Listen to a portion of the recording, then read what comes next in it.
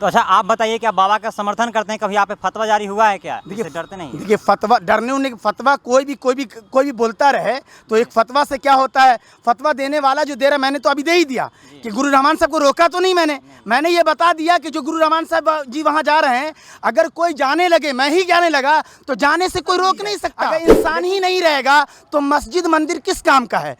इसलिए दुनिया बनाने वाले के नज़दीक भी इंसान बहुत अहम है। मैं जहाज नहीं चलूँगा, फूकूंगा और सीधे उड़ के मदीना मक्का चला जाऊंगा, ऐसा नहीं है भाई। साइंस ने, पढ़े लिखे आदमी ने जहाज़ का वक्त है और हमारे पास ईश्वर ने आपका पैसा दिया तो जहाज़ को इस्तेमाल कीजिए। यहाँ से दरभंगा आप पैदले चले जाइए तो ये सब ढक्कन लाल माना जाएगा। डॉक्टरों को भी इस्तेमाल। भाजपा मुस्लिम विरोधी पार्टी है, तो फिर आप भाजपा के प्रधानमंत्री अमित शाह और राजनाथ सिंह का फोटो लिए हुए हैं, नहीं दिखाइएगा तो? हाँ बिल्कुल बिल्कुल।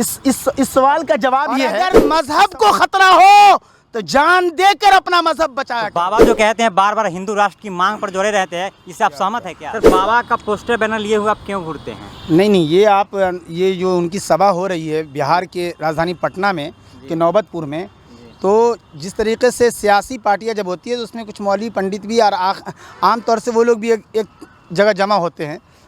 तो अभी ये मुल्क जो है और ये बिहार भी हिंदू मुस्लिम सिख ईसाई सबका ये संगम मुल्क है, तो एक दूसरे का इज़्ज़त और एहतराम करे, इस लिहाज से मैंने लिख रखा है कि बिहार की राजधानी पटना में आपका स्वागत है, यानी एक दूसरे की इज़्ज़त करे। इसका ये मतलब हरगिज़ नहीं है यार, मेरा अपना एक अंदाज़ फ़ोटो लेकर के हर एक का, जिसका मैं पार्टी का रहता हूँ उसका भी है, तो मेरा एक अंदाज़ है, डिजिटल दौर का इस्तेमाल कर लेता हूँ मैं। मतलब ये है इसका कि मैं बाबा का स्वागत करता हूँ, इनके ख़िलाफ़ वगैरह ये सब की ज़रूरत नहीं है, ये सब जो कि हमें ये, बल्कि आप भी अपने धर्म के बारे में खूब बोलें और मैं भी, आपको भी अपने मज़हब पर रहें, मैं भी अपने मज़हब पर, लेकिन ये नहीं है कि मैं आपके लिए नहीं आने दूंगा, ये नहीं। जब सबका मुल्क है और सबको ये आज़ादी है कि अपनी धार्मिक बातें करें और हर धर्म गुरु, तो मैं कौन होता हूँ? इस लिहाज से एक दूसरे का सहयोग भी करना चाहिए। मतलब ये है कि कुरान का एहतराम इज़्ज़त आप करें और गीता का हम करें, ये मुल्क की खूबसूरती है। तो बाबा जो कहते हैं बार बार हिंदू राष्ट्र की मांग पर जोड़े रहते हैं, इससे आप सहमत है क्या? बस यही मकसद है। आपने एक दूसरा सवाल किया हिंदू राष्ट्र का, तो मैंने ये बात भी सारी पार्टी और सारे चैनलों को मैं कह रखा है कि यहाँ इस मुल्क में न कोई हिंदू राष्ट्र में कामयाब होगा, न कोई मुस्लिम राष्ट्र में कामयाब होगा। यानी कोई इस्लामी राष्ट्र कहना चाहेगा, करना चाहेगा तो उसको भी कामयाबी नहीं मिलेगी, और कोई मुस्लिम राष्ट्र करना चाहेगा तो उसे भी कामयाबी नहीं मिलेगी। पता ये चला, न कोई भगवा हिंद में कामयाब होगा, न कोई गज़वा हिंद में कामयाब होगा। समझे आप? मतलब ये है कि इस्लामी जो कह लिया जाए हरा रंग, हरी पगड़ी कहते हैं, तो हरा झंडा वो इस्लामी झंडा कुछ लोग कहते हैं, और भगवा झंडा जो यहाँ के धार्मिक ये भी है। लेकिन ये बाबा साहब अम्बेडकर का बनाया हुआ, चूँकि ये मुल्क संविधान जो है वो हिंदू मुस्लिम सिख ईसाई सबको आपस में मिलजुल कर रहने और सबको अपने धार्मिक कथा और अपने धर्म पर रह कर के ज़िंदगी गुजारने के लिए ये मुल्क कहता है। बाबा साहब अम्बेडकर का ये संविधान सारी दुनिया के संविधानों से सबसे अच्छा है। इसलिए हमारे मुल्क का एक नारा और भी है कि हिंदू मुस्लिम सिख ईसाई सब हैं आपस में भाई भाई। आखिरी सवाल आप करना चाह रहे होंगे तेज प्रताप भैया वाले, तो मैं आपसे पहले ही बता दे रहा हूँ, तेज प्रताप जी ने जो कहा है ऐसी बातें नहीं है कि अच्छी बातें नहीं, बड़ी अच्छी बातें हैं, उनकी दोनों पहलू है। उन्होंने कहा कि अगर आ रहे हैं तो हिंदू मुस्लिम भाईचारे का संदेश देते हैं तो सही है। पता ये चला तेज भैया ने एक मौलाना को भी कहा, पंडितों को भी कहा, और पंडितों मौलाना को भी जिम्मेदारी है, लेकिन इसका ये मतलब नहीं है कि कोई जाकर बस बोलने की आज़ादी उन्हें भी इन्हें भी, वो भी एक सियासी लीडर हैं तो एक अच्छी, और लालू जी के ये बड़े लाल हैं। आप इस बात को ले जाएं कि पूरी दुनिया इस बात को जानती है, पूरी दुनिया, कि लालू जी ने एक लफ्ज़ कहा था जो सुनहरे और कह लिया जाए चांदी या सोने के पानी से लिखने के काबिल है, कि एक मर्तबा यहाँ नफ़रत ज़ोरों पर तो फैली हुई थी, तो हमारे लालू जी ने कहा था कि जब इंसान ही नहीं रहेगा तो मंदिर में जाके घंटी कौन बजाएगा और मस्जिद में जाके इबादत कौन करेगा। पता ये चला इंसान का होना ज़रूरी है। अगर इंसान ही नहीं रहेगा तो मस्जिद मंदिर किस काम का है। इसलिए दुनिया बनाने वाले के नज़दीक भी इंसान बहुत अहम है। अच्छा, बाबा के दरबार में गया है मिलने? ये आप एक बात और सुने कि हिंदू मुस्लिम सिख ईसाई सबका एक संगम मुल्क चारों है। और आप पटना में बड़ा अच्छी मिसाल है कि पटना जंक्शन में अगर राइट दाएं तरफ मस्जिद है तो ठीक लेफ्ट बाएं तरफ मंदिर भी है। यानी और फिर उससे हट के मैं सुनाता हूँ, गिरजाघर भी है और गुरुद्वारा भी है। यकीनन चारों धर्म का लोग, अगर आप हो या हम, अगर मैं बैक वक्त मस्जिद में नमाज भी पढ़ूं, मंदिर में जाके घंटी भी बजाऊं, गिरजाघर जो है दूसरे सिख जी का होता है उनके यहाँ जाके, और फिर गुरुद्वारा उनका होता है, गिरजाघर जो ईसाई का, अगर जैसे गुरु रामान सर ने कहा था, अगर कोई अगर उस तरीके का करता है काम तो करने की तो आज़ादी है, लेकिन फिर उनको वो धर्म माना जाएगा गुरु रहमान धर्म या आसिम धर्म, वो फिर धर्म ही नहीं रह जाएगा। पता है चला आप जिस धर्म पर है उस धर्म पर रहिए, और हम जिस धर्म पर हैं हम उस धर्म पर रहें, ये खुलासा है। ये खुलासा है। तो अच्छा आप बताइए, क्या बाबा का समर्थन करते हैं? कभी यहाँ पे फतवा जारी हुआ है क्या? देखिए डरते नहीं? देखिए फतवा डरने उन्हें, फतवा कोई भी बोलता रहे तो एक फतवा से क्या होता है, फतवा देने वाला जो दे रहा, मैंने तो अभी दे ही दिया कि गुरु रहमान साहब को रोका तो नहीं मैंने ये बता दिया कि जो गुरु रहमान साहब जी वहाँ जा रहे हैं, अगर कोई जाने लगे, मैं ही जाने लगा तो जाने से कोई रोक नहीं सकता। लेकिन चूंकि मैं धार्मिक आदमी हूँ तो मैं समझा रहा हूँ आपको कि अगर कोई एक आदमी ये चारों जगह बैक वक्त जाता है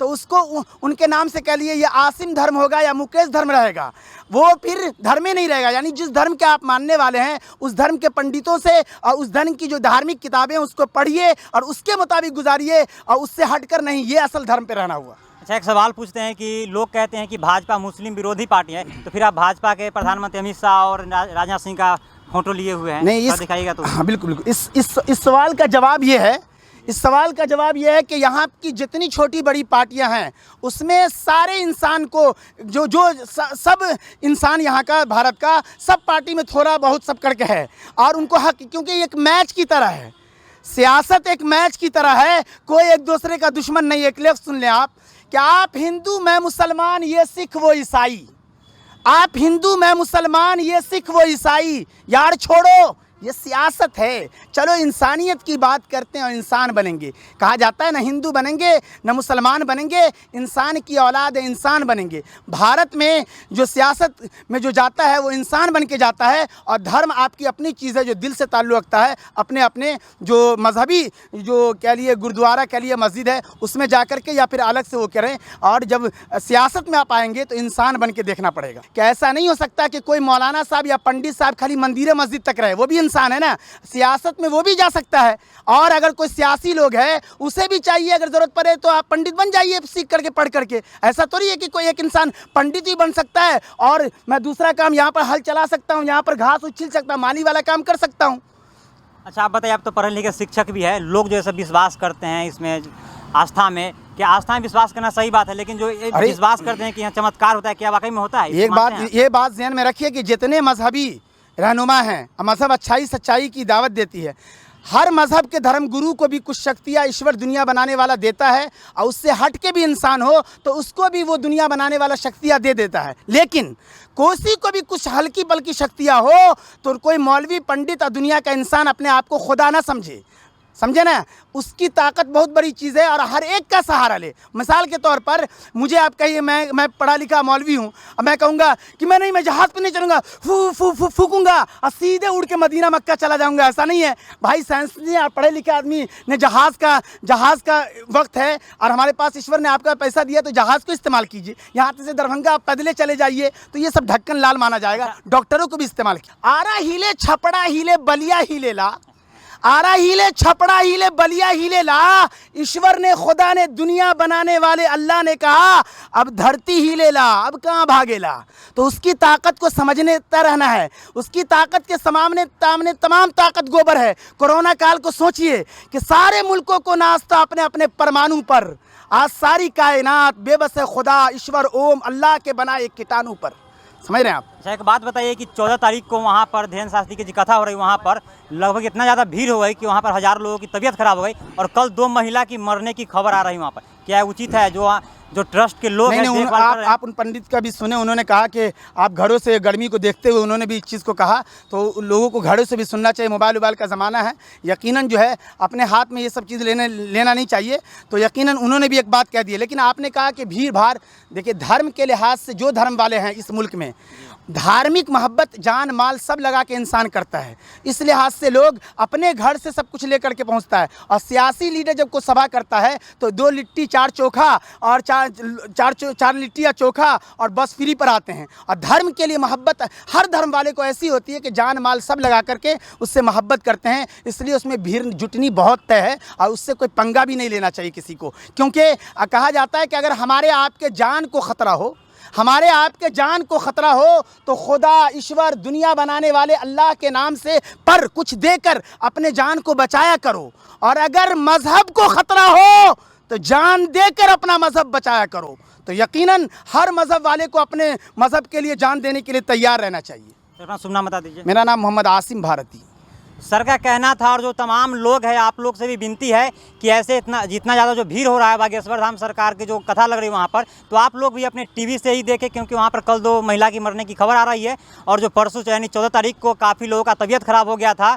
तो आप लोग घर से कथा सुने, और आपको इनकी बात कैसी लगी कमेंट बॉक्स में बताइए। अगर इस वीडियो को आप फेसबुक पेज पर देख रहे हैं तो अधिक से अधिक फॉलो करें और लोगों तक शेयर करें। अगर चैनल पर देख रहे हैं तो चैनल को सब्सक्राइब करें। जय हिंद, जय बिहार।